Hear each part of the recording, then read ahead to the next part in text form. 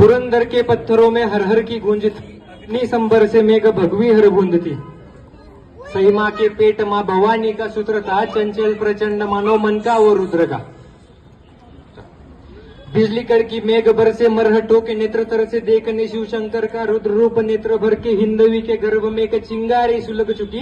किले के एक दालन से किलकारी गूंज उठी, शेरनी की कोक से एक बालक ने जन्म लिया। शिव जी ने खुदकांच वसुधा को बेट दिया। हर घर में उत्सव, हर पर्वत पर उत्सव, हर पत्थर पर उत्सव, सर्वत्र उत्सव।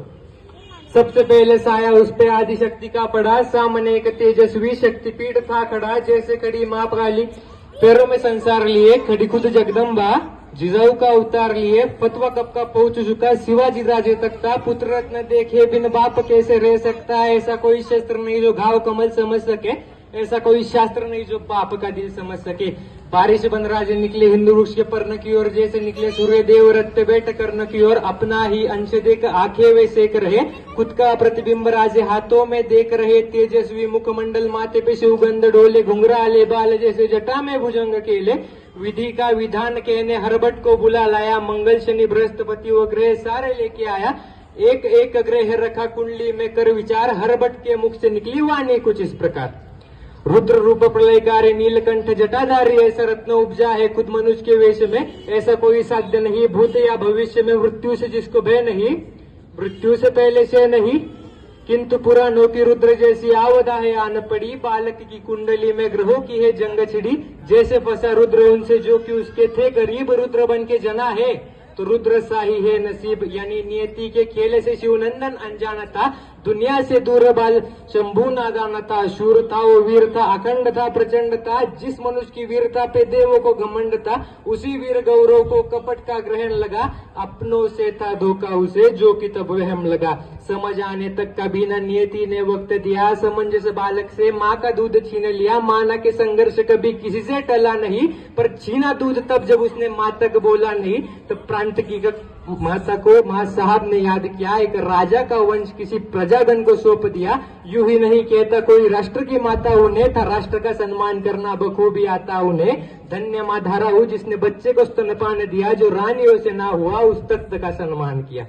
तंत्र मंत्र आयुर्वेद कुछ ना बचा कहीं शेष, सारे वेद किए पेश असर न था कोई विशेष। बीमार पड़ी माँ का हाथ हाथ से फिसल रहा, मुरझ रहा था फूल वो जो अभी अभी खिल रहा। सफर की शुरुआत में ही सही माँ ने प्राण त्यागे, जल रहा था फूल उसमें जल रही चिता जो आगे।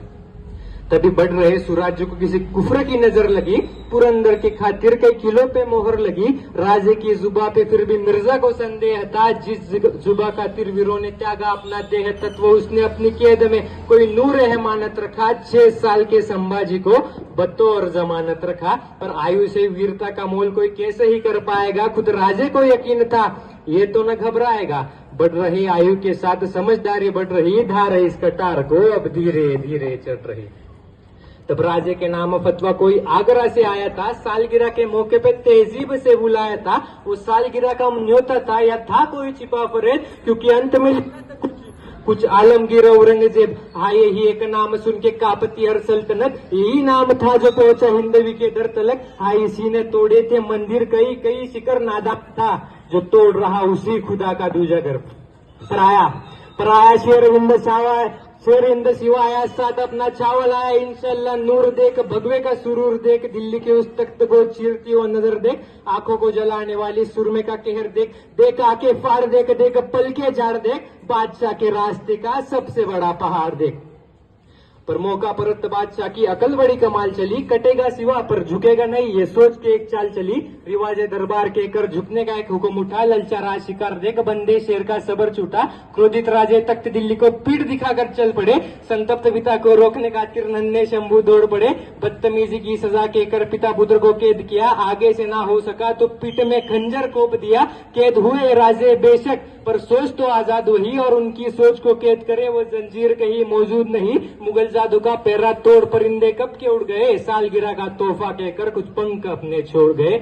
निकल चुके थे कैद से पर जान अभी न छूटी थी, खुद की ईशा ने सूरत आज औरंगजेब से रूठी थी। पकड़ लो जिंदा या मुर्दा, काफर बच के ना जा पाए, सिर उड़ा लो खुद के ही घर खाली हाथ लौट आए। पर बैरागी का वेश पहन मथुरा में दोनों जा पहुंचे, बालकृष्ण को साथ लिए वसुदेव गोकुल आ पहुंचे। नन्हे शंभू की पीड़ा देख राजे ने मन में ठान लिया, आगे आता संकट उन्होंने पहले से ही जान लिया। दौड़ रहे वो नन्हे पर मथुरा में ही रुक गए, आगे दौड़ते राजे मुड़ मुड़ संभाजी को देख रहे। क्षत्रियों का शिरोमणि किसी ब्राह्मण के घर पल रहा, नियति ने रचे विपरीत दिशा में समय का पहिया चल रहा। व्याकुल हो रहे बाप ने और एक पत्थर दिल पे रख लिया, जीवित रखने वश बाल शंभू को मृत घोषित कर दिया। वो सब कुछ नियति कर रही, जो जो नियति से साध्य हुआ। मथुरा में जीवित संभाजी का राजगढ़ पे श्राद्ध हुआ। पर वो रुद्र ही क्या जो मृत्यु से हर रोज ना आके बिड़ जाए, रुद्र वही जिसे देख मृत्यु खुद पंछी भांति उड़ जाए। ब्राह्मण के घर पलते शंभू ब्राह्मण की बोली सीख रहे, शस्त्रधारी को शास्त्र सीखते अशंभित ब्राह्मण देख रहे। भाषाओं में राज विराजित संस्कृत की दीक्षा शुरू हुई, भविष्य के एक राजकवि की मथुरा में शिक्षा शुरू हुई।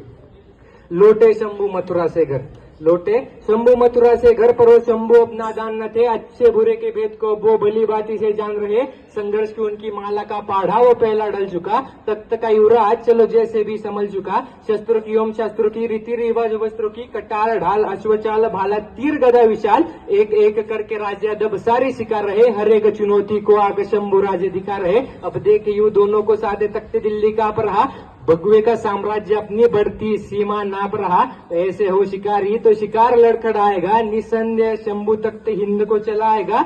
शेर का छावा है वो, शेर ही कहलाएगा। तभी उत्तर से आए गागा भट्ट ने सभी के दिल की बात कही। वो बात सुनते ही सबने माना इससे बड़ी सौगात नहीं। सकल गुण मंडित सिया विराजित राजा का दे दो छत्र हमें, दे दो एक सिंहासन हक का, जिसपे युगों तक नेतृत्व में। ओ ब्राह्मण के राजा तुम हरिजन, हरिजन के राजा तुम, अंबर से लेके धरनी तक, वायु से लेके अवनी तक, पूरब से लेके पश्चिम तक, उत्तर से लेके दक्षिण तक। तुम्ही भूपति तुम्ही बुद्ध हो, तुम्ही सुमति तुम्ही शुद्ध हो। हिंदू धर्म के शीर्ष शिखर पर हमें आपका नाम चाहिए। साधु संतों के इस भूमि को पुरुषोत्तम श्री राम चाहिए। ढोल नगाड़े मंत्र जाप से रायगढ़ था गुंज रहा, अंबर में तपता सूरज होता गर्व से आंखें मूंद रहा। विराजे जिसपे हिंद भूपति उस सिंहासन के भाग खुले, छत्रपति को देख सभी के हर्ष विलासित शीश डोले।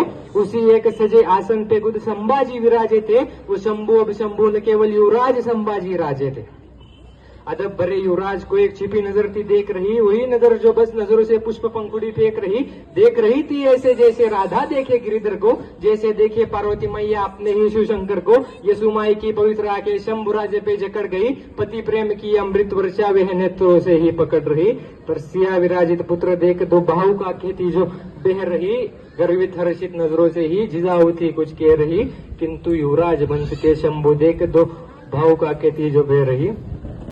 तर हा पहिला पाठ झाला, संभाजी महाराजांचं बालपण झालं। याच्या पुढची जी स्टोरी, यातनेचे 40 दिवस बलिदानाचे, दिवस 40 ते समर्पणाचे। समर्पण कोणासाठी, कशासाठी? समर्पण ते मातीसाठी, मातीतल्या आपल्या मावळ्यांसाठी। समर्पण ते देशासाठी, देशाच्या स्वाभिमानापोटी। समर्पण ते धर्मासाठी, धर्मकळसाच्या रक्षणावती। समर्पण ते स्वराज्यासाठी, स्वराज्याच्या रयतेप्रती, रयत ती राजाची। शंभू राजा तो रयतेचा, उभ्या मैदानात कधी हरला नाही, पण पाठीवर होता वार जो छातीवर करायला कधी जमला नाही। आपल्यातल्याच पितरांची होती चाल, नाही तर लाखांच्या फौजी समोर देखील कधी छावा माघारी फिरला नाही। मग जेव्हा कैद झाली त्यानंतर तानुनी जीभ डोळे फोडले, काढून नख हातपाय मोडले, जखमांवरही मीठ चोळले, अंगातली सर्व हाडं मोडले, टाकून उकळते तेल, उधळली खाल, सोसूनी असंख्य वेदना केले शरीराचे हाल, पण झुकला नाही ना उठला धर्म परिवर्तनाचा सवाल। शिकवला स्वाभिमानाचा अर्थ खरा, करून देह राष्ट्रपती बहाल।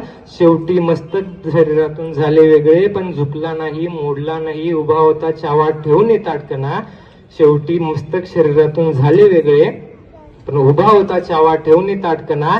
हीच शिवशिकवण, किती आले संकट तरी आठवणी शंभू प्रताप, फक्त लढ म्हणा, फक्त लढ म्हणा, फक्त लढ म्हणा।